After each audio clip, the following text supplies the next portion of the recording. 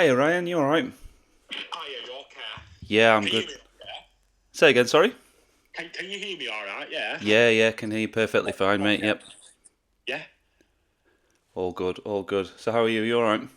Yeah. Not too bad, thanks. You all right? Yeah, good. Oh, belting, belting. Thanks for giving up your time, mate. I really appreciate it.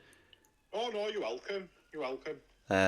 Yeah, I mean, you obviously know, pretty obvious what I do. I just like to, as I sort of said previously, I just think it grounds things a little bit more when I've got the chance to speak to people that are sort of more on the ground, if you like, than I am. Yeah. Yeah. And Yeah. came Does. across you, and you seems like probably nobody knows this one better than you. So yeah, appreciate you It's joining me. it's funny. It's funny. Yeah. It's quite a few people said that. Like I'm quite knowledged up about this case. I mean, I work. We're recording now, aren't we? Yeah. Yeah. Um, I am quite knowledgeable about this case, and the weird thing about it, well, I weren't even born when it happened. It just like I am from Lee. I've lived in Lee. I'm 34 now, so I've lived in Lee all my life. And Lisa's case was it happened in '84, in December '84. I was born September '90, and I was only aware of this murder happening when I was about 9 or 10. So I knew about it from the late '90s, hearing people talk about it and stuff. Yeah. And what it was, I just happened to do a school project in 2004 when I was 14, and I did it for me. We used to do PSE or citizenship. I can't remember what it were called when I was at Lawton High, the school I went to, and we had to cover about a local crime or a notorious crime, and I picked Lisa Hession's case for cover. And what it were, I went and looked at all the old archive newspapers and stuff and printed them out. So I knew about the case, and obviously, originally I am from Rugby Road originally. I mean, I've not lived there since 1993, but I have my late sister lived there, moved back there in 2001, and she lived there up until her passing last year. So I did used to go to that estate quite a lot because I used to stay over at my sister's when I was at school and stuff. And Yeah. obviously I used to go and visit my sister anyway, so I did have links like to that estate, like growing up and stuff. And yeah, I knew like it's always been a case like if you're from Lee and I am from Lee, like, and all my family are, it's like a big thing in Lee that we want to see closure about. With closure of, sorry. It's because it happened like Lisa was 14, she was a kid walking home from her mate's house on a Saturday, and it's like a black cloud over this town. We just won't know who it is. And justice basically for like some closure, because like a mum lived right, literally Lisa was right corner from where she lived, 200 yards away from her house at Bonnywell Road.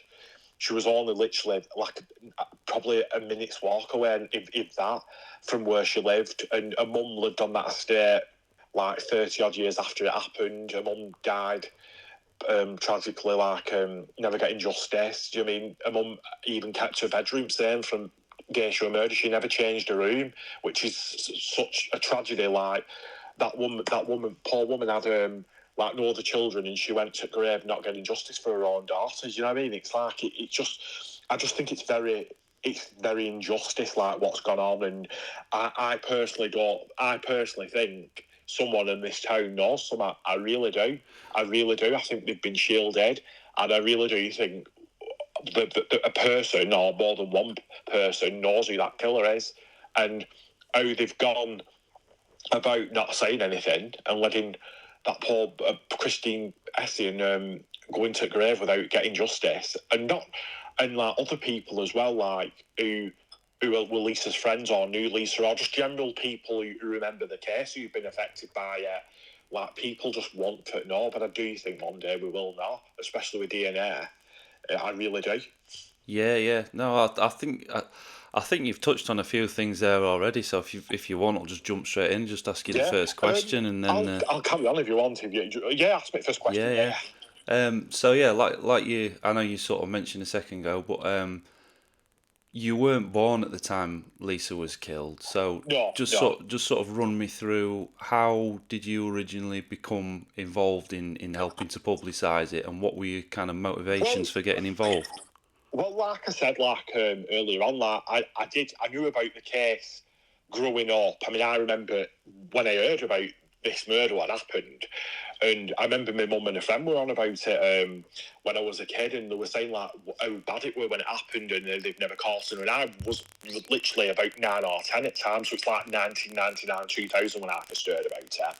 And I generally had no idea. I remember we lived at Rugby Road, and I was familiar it was our old house, but I generally didn't know there was a child what had been murdered on that estate. And then as years have gone on, like obviously, like people used to talk about it, like when you were growing up and stuff. And then when I did the school project, I had a lot more knowledge into like what had gone on papers, what papers had said. I mean, I don't agree with a lot of things, some of the things what papers had said about a 14-year-old child what were murdered, victim blaming.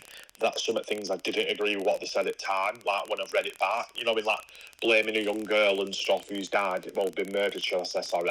There was certain things I thought you couldn't say now. You know what I mean? Like you couldn't basically get away with saying stuff like that now about a young girl's personal life and stuff. But yeah, so what had happened? Like my mother was 17 at the time when Lisa was murdered, and my mother and her older sister both had moved on to Rugby Road. So my mum had moved into 32 Rugby Road with my dad, and my sister was 2 months old when Lisa was murdered. So my late sister, who's passed away now, was born in October '84, and my mum had got the house in the December time, just before the murder had happened.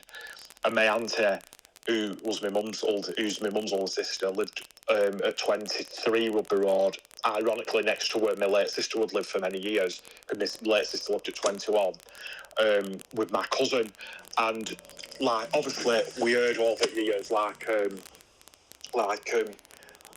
auntie remembers it happening and how bad it was, like it happening, and watching like basically police investigate the murder of a young girl like on the estate and stuff. So like when it happened, like my family like watched all that unfold, like, you know, like the police investigating and coming on the estate and questioning people. They did a reconstruction that same like month when Lisa was murdered. They also had like an incident room set up on Newlands Road for a long time, like for a few months, from what my mum remembers. But yeah, it was. I knew quite like it was always one of them things though. Like when they reopened it in 2004, it was on Crime Watch, and a lot of people who I grew up with at school and stuff wasn't shocked when I started raising awareness about it, because like whenever it was brought up about Lisa's case, I'd always like get on my soapbox about how wrong it were. No one's ever been caught, and how she was a kid who'd been murdered, and her mum was obviously still alive at this stage, and never had justice and stuff. So a lot of people wasn't shocked when I started raising awareness about it. And how I come to raise awareness about it was in May 2016, my friend had got an house on the top of the Rugby Road estate, and we just so happened one day, it was like a really warm day, we were driving to B&Q, and we were driving down Bodywell Road, and I remember there was a kids' party on Bodywell Road next to Lisa's mum's house, and I said, innocently, I bet that woman who lives there is not happy with all them screaming kids. And she went, oh, I said, Christine, Lisa Hession's mum. She went, she's died. So I said, she can't have it. Would have been in paper. And my friend had informed me Christine had died a couple of months before, which I didn't know about, because I don't live on that estate anymore, and like I'd not been I didn't know like it was true, because I'd not seen anything in paper. So my friend had confirmed it, because my friend's mother was friends with Christine and attended the funeral. So basically what I did were, I decided like the day after I was going to email all papers and let them know, because I thought, do you know, like Lisa Hession's mum's died, but like, well, does that mean person who's done it's never going to get caught if they don't like basically like announce like a mum's died? Will someone not come forward? Like, and basically said they know something. I don't know, but so what I did, I emailed all like local papers and national papers and told them like Christine Hession had died and stuff, and then I got speaking to Neil Keeling, who I didn't actually know that had been one of the journalists in 1984, 1985 that raised awareness about it. So Neil emailed me back and said, thanks for this. We're going to do some stories on unsolved murders. Lisa's going to be one of them. So that was in like the summertime of 2016. And then in November 2017, I remember thinking, like, nobody's like been caught for it still, even after a passing of a mum's been announced. I'm gonna basically put like some posts online. So what I did, we used to have a site called Lee Life Forums, and I not anonymously, well, my username at the time, Lee Life Forums is not open anymore, was called Believe in Yourself. That was my username, and I anonymously put them online, and a local bloke, Peter Hampson, shared these posts, like basically saying like Lisa's mum's passed away, like it's still unsolved, like so they started resurfacing on Facebook. And reason I was secretive because at the time I worked in a medium security unit and they were very strict on social media on what you shared. Like if you shared anything about like like these things, what they do, like with people and stuff, we weren't allowed to share anything like that. So I was very, very cautious of what I was sharing. But I thought, I'm going to get this message out. Like Lisa Hession's murderer has still never been caught, and her mum's died without ever getting justice.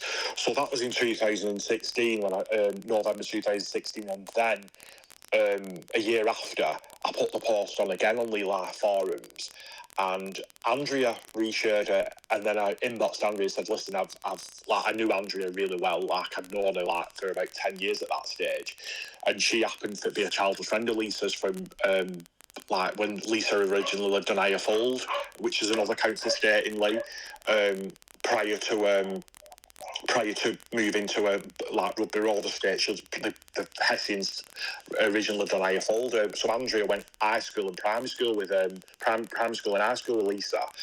And Andrea's older sister were friendly with Lisa as well. So I got talking to Andrea and said, like, I've put these posts on and stuff, like, and I'm not many people know it's me what started this campaign because of my job. And then Andrea just said, shall we just get a group going? So we got a group going. We started working with each other in November 2017, then we got a group going not long after, me and Andrea.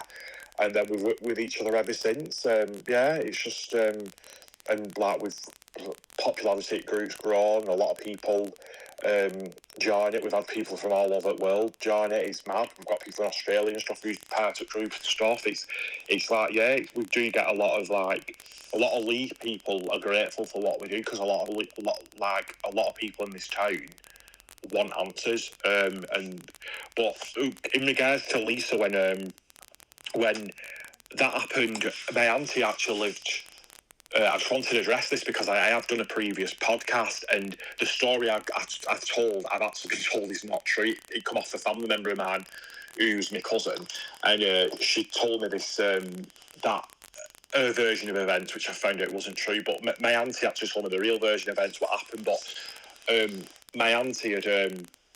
My cousin had claimed she'd played it back like the day after, and police had talked about it, which since I've been told that isn't true, that version. So I wanted to address the actual story. But what had happened was my auntie lived at 23 Rugby Road, and she'd moved in August '84. She'd moved in, and she'd looked the morning after Lisa was murdered. My auntie got up in morning on Sunday and looked out at like a front bedroom window, front living room window, and she'd actually saw loads of cars down Rugby Road, and her actual words were, "Why are there all these cars down this street?" I think it's a saying called rubbernecking. It's not something I sell out, but some people call it rubbernecking.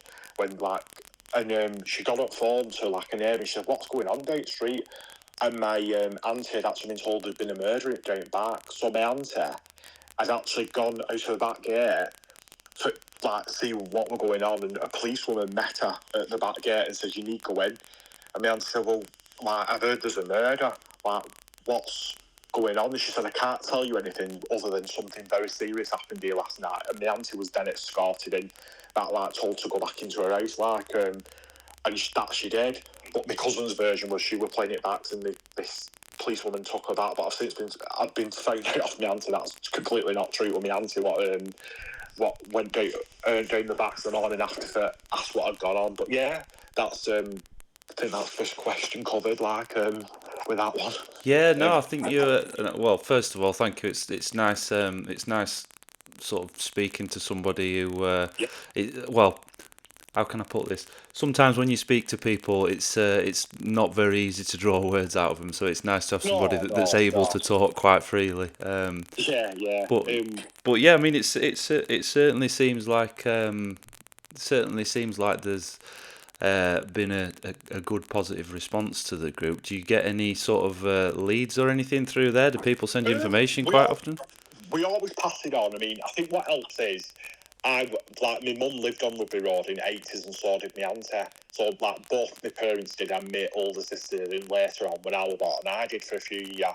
So I know quite a lot of people who live on that estate. I know like a few of Lisa's school friends who know my parents, like, because like none of my family actually knew Lisa Hession or her family, even though they lived like my mum's family and Lisa's family lived like virtually not far from each other. They didn't actually know Lisa personally, but we do get a good response. Like a lot of people, like I've had like random people come over to me, like strangers, and say, like, "Are you Ryan Daly? Like you raise awareness a lot about Lisa Hession." I'm like, thank you and stuff. And it's nice though because like it's something that we all want in Lee. We just want someone to be caught for it. And I think what helps as well is like, because I'm originally from Rugby Road. I mean, I've not lived there since 1993 or something like that, but I do have like friends what have lived there and stuff, and family members what have lived there in the past. And yeah, we do get a positive response. Like I will not, regardless of who it is, if someone puts a name in and says it could be someone I know personally, it could be someone I get on with who I think's a sound person. But if someone gives a name in, I'll always pass it through to cold case no matter what, because at the end of the day, someone has not been accountable for what they've done to a 14-year-old kid at the end of the day. Do you know what I mean? It's like they need to face what they've done, and anyone what's shielded them, because it's just not right at all. It's just injustice. Yeah, absolutely. I totally agree. So, correct me if I'm wrong, but I've read some of your comments online in the Facebook group, and you don't seem to think that the other attacks in 1984 and 1985 were connected to the murder.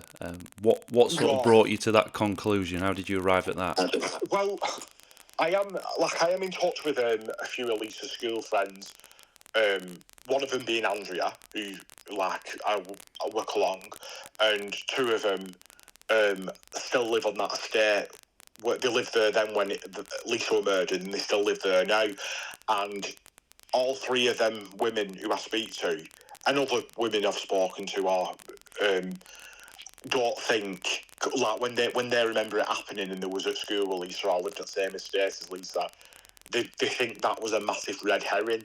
The ether, and I agree. I agree, to be fair, because like when I have in past had women who was attacked prior to Lisa being murdered, who have actually said like there was attack, but some have give different descriptions to what that ether looks like. I found, and like completely different, like from what police have said, and I just don't think Lisa's killer is that attacker. I really don't. I personally think Lisa's killer was somebody she knew, somebody she would have trusted for walk down them backs with, and I think it could be a neighbour what lived there, or somebody who had links to that estate on where she lived on Rugby Road, Estate, sorry, or links to it, like Lee Bridge or St Helens Roadway or Mazzalane Bridge, somewhere in that vicinity. I think I just think the person who's done it did not live far away, because for somebody for basically murder a young girl down a back alley and walk the streets or whatever, for go home, they must have lived close by or must have been seen. I personally think that person has gone and told you either that night or within a few years after or whatever. I think they've told somebody, like, I don't know, maybe a family member or the wife or whatever, or a close friend or a parent. I think they've told someone what they've done. And I don't think they've been able to shield it. I think they've been shielded from the very early days. I just don't think that he fits Lisa's killer. And a few people, especially people that live on that estate, have said it. I think it's too obvious. I just think the police have put two and two together and assumed it. But like Andrea described a couple of years ago, Andrea said, how could somebody assume that that's Lisa's killer when Lisa were murdered? She couldn't give any details of what the person who murdered her looked like. And I thought that was a very good point what Andrea made. But I do agree. I don't think the fit man who attacked the women before and after is Lisa's killer. I mean, obviously, you can, of course, tell me if I'm wrong about any of this, but sort of from the outside looking in, yeah, and this might be oversimplifying it a little bit, but I get the impression it's certainly quite a tight-knit community around the sort of Rugby Road area, and I think if you've got an e-fit of somebody in sort of an area like that, it would be very difficult for them not to be identified. And I think when you sort of couple that with the fact that I mean it's kind of unanimously agreed on that everybody sort of seems to think Lisa probably knew her attacker, knew her murderer. I think she knew him. I think if you put those two things together, it's very difficult to think that person in that e-fit would be the killer, because they probably, if they knew her, they would have had to have been local, and then it doesn't seem to fit. This is thing. I mean, Lee's a small town. You can walk past somebody in the street in Lee, and you can think, I know them. Like, there's been people I've walked past for years in the street, and I've not had a clue there, but they look familiar, but I could later meet them and know the name and stuff. Now, if that man who's on the e-fit was a local man with a Lee accent, surely by now one of them women would have noticed who he is and said, such a body Joe Bloggs who drinks in what pub attacked me in 1984, 1985. And I just think, I mean, I have spoken to one or two women who was attacked prior have come forward, and like they have said, they've described him, and like one woman I was talking to, the description she gave of what the e-fit of the photograph, what the Lee Journal or police said at the time, was completely different to like say what, like it was like his hair colour were different and his height and stuff, and I just think, I don't think for 1 minute that attacker is Lisa Hession's killer. I just think it just so happened that one of the attacks was nearby a few months before, and like 2 or 3 were like nearby to where it happened. I really do think Lisa walked in and back to someone she trusted, and I do think it was someone who lived on that estate. I really do. Or who had family on that estate. Or I think there's something about that estate what links back to her killer, and I do think that. Or if not, that estate very, very nearby, because it's one of them estates. It's very, very open. It's surrounded by one side like a lot of fields, what can lead you to a lot of different places in Leigh, like different areas in Leigh via a footpath. I do think, it's not hard to leave that estate on foot within 5 minutes and get to another part of Leigh, use fields and use your smarts type of thing. I do think there's somewhere linked to. I just think it's someone she knew, she trusted, and she went, who should possibly walk in and back with, because you wouldn't think if it was a neighbour or someone, you'd be in danger, would you really? No, that makes sense, and I mean, it's not a it's not a stretch to think that it would be much easier to kind of get within close range of Yeah, somebody. yeah, And if somebody's being, say for example, chased down the street at night, it's something that's going to draw quite a lot of attention, isn't it? yeah. I think they knew a movement of where she was going that night. I think they knew she was going to a friend's house. I don't want to call it a party because I had been told it wasn't actually a party, it was just a small gathering. So I now refer to Lisa as coming home from a friend's house because that's what I was told, like it was just a small gathering of mates. But she was walking home, and you mean she was a pretty young girl and stuff, and you mean I think it's been someone who's fancied her and tried the luck, and unfortunately she's been murdered. And I do think they probably knew her movements or where she walked or what time she needed to be home. I do think it links back to that estate where she lives. So, do you think this case gets solved? I think so, yeah. Yeah. I do think it will get solved. I'm quite a spiritual person, me, and I do have a gut feeling it will get solved. I really do. And I think with police having partial DNA, I do think it will one day will know. I really do. I think one day we'll know who it is. It's only a matter of time before something happens. I mean, I have read with partial DNA they can't do like a familiar run with DNA. Like, like if like the killer's like child or relative, blood relative is in DNA system, they can't. I have been told like they can't like do it with a familiar with a partial match. But if like Sir Joe Bloggs, who lives at such a street, gets named, if they went the police and swabbed him, if he was the person, then they'd have enough that get a direct match for find a killer. But I was sure with, I mean, like there was a Crime Watch appeal a couple of weeks ago, and it was good for see like it was like 40 years and they were doing something about it.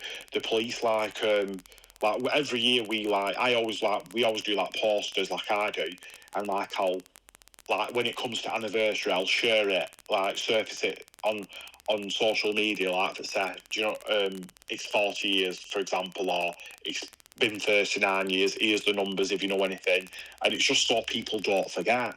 But I'm hoping this year I won't have to do that. I'd love it for it to be sold this year. That would be amazing, if I'm honest with you.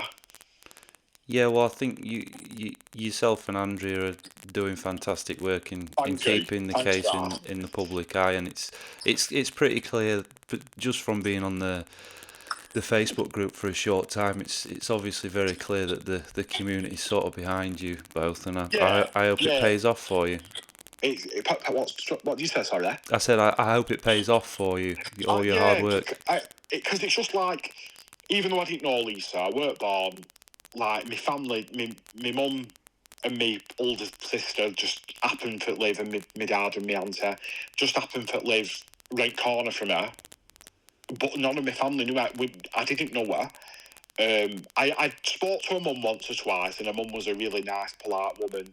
Despite what happened to her daughter, if you ever walked past Christine Hession on that estate, she'd always let on to you.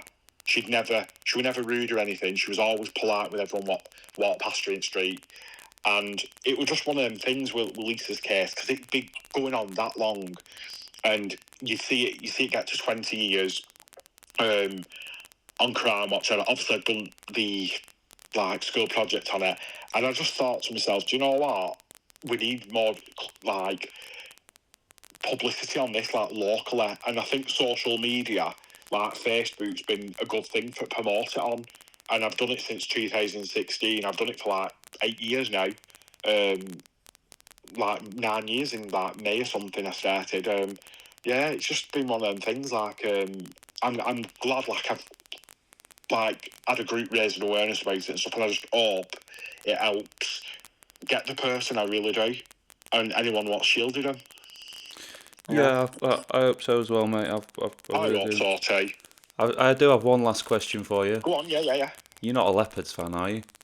I know that. Oh, You're not a Leopards fan, are you? I don't follow sport, mate. No, I don't follow sport at all. Honestly, I've never really been into sport at all. Only thing I'll do is walk, go for a walk, which I'm doing today because Yeah, that's probably the sportiest I get. Like, he's going through a good stroll. Yeah.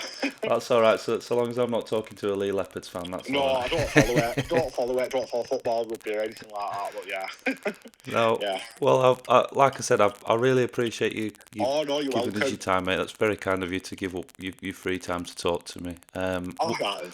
What I'll do is I'll edit this down. As I say, I'm sort of probably aiming to get this to around 10 minutes, something like that, and Yeah, yeah, yeah. I'll send you another draft before it goes live. I'm probably Yeah, going to post it this I week. don't mind if you don't put full interview on. You can do for me. You can Brilliant. do for me. If you don't put full interview on with me, I really don't mind.